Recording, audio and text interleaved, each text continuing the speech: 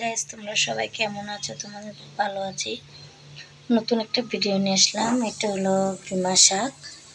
তো আজকে আমি গিমা শাক ভাজি করব। তো গিমা শাকটা ধুয়ে নিলাম।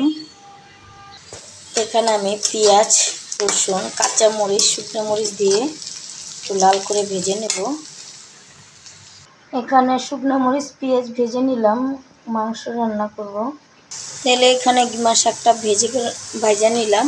দেখো শুকনো শুকনো তেলে গরুর মাংসটা কষে নিলাম আদা রসুন দিয়ে। এখন এটা কষে নিব। তো হয়ে গেল আমার গিমা শাক ভাজি। কমেন্ট করে জানাবেন এই শাক কে কে ভাজি করে খেয়েছেন। আর এই শাকটা অনেকটাই মজা গরম ভাতে। হয়ে গেল আমার মাংস তরকারি আলু দিয়ে শাক ভাজি।